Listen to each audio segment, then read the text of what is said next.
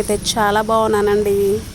నిన్న మా దగ్గర బోనాలు అయితే అయిందండి. సో బోనాలకి మేము ఇలా అయితే జాతరకు అయితే వచ్చాము. మార్నింగ్ నుంచి ఫుల్ అసలు రెస్ట్ లేకుండా ఇంట్లో పనులు అయితే అయినాయి. ఫుల్ వెరైటీస్ అన్నీ చేసుకున్నాము. జాతర స్పెషల్ చూసారు కదా, బోనాలు జాతరకు అయితే వచ్చాము. ఎవ్రీ ఇయర్ అవుతుంది కానీ మేము ఎప్పుడు వెళ్ళలేదు. సో ఫస్ట్ టైం పిల్లల్ని తీసుకొని అయితే వచ్చాను. బయట వచ్చినాక తెలిసింది అసలు ఇవి తీసుకొచ్చిన వీటి ఉన్నాయి చూడండి. పిల్లలు అయితే ప్రతి ఒక్కటి కూడా ఎక్కి ఎంజాయ్ చేశారు.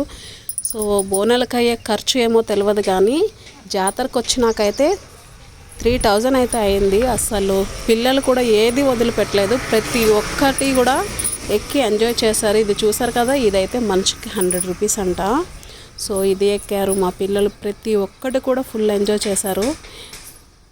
ఇంతమంది జనం, అసలు నేను ఎప్పుడు కూడా జాతరకి బయటకు రాలేదు. ఎందుకంటే అక్కడ ఫుల్ కొంచెం బోనాలు అంటేనే జెంట్స్ డ్రింక్ చేస్తారు కాబట్టి ఎవరు ఎట్లాంటి వాళ్ళు అని చెప్పేసి ఇంతమంది జనంలో కూడా మనకి పిల్లల్ని తీసుకొని రావాలంటే కూడా చాలా ఇబ్బంది కదా. అందుకని నేనైతే ఈ ఒక్క ట్రైన్లో అయితే ఎక్కానండి. వెనక తోక దగ్గర అయితే కూర్చున్నాను.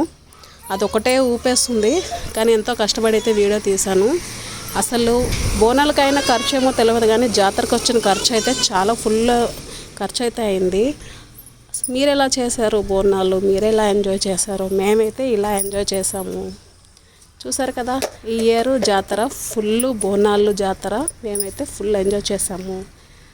చూసారు కదండి, ఈ ఒక్క దాంట్లో అయితేనే ఎక్కాను. నేను దేంట్లో కూడా ఎక్కలేదు. అసలు ఫస్ట్ టైం నేను ఇట్లా పిల్లలతో పాటు ఎక్కడం అన్నమాట. ఇది చూడండి, ఇదంట 150 రూపీస్ అంట మనిషికి. ఇది ఎక్కడో తీసుకెళ్ళి ఎక్కడో వదిలిపెడుతుంది మనుషుల్ని దీంట్లో కూర్చుంటే. నేనైతే ఎక్కలేదు, నాకైతే ఫుల్ కళ్ళు తిరుగుతాయి అనమాట. ఇది చిన్న పిల్లలది. సో మీరు ఎలా ఎంజాయ్ చేశారు? నేనైతే ఇంతేనండి. సో బాయ్ అందరికీ.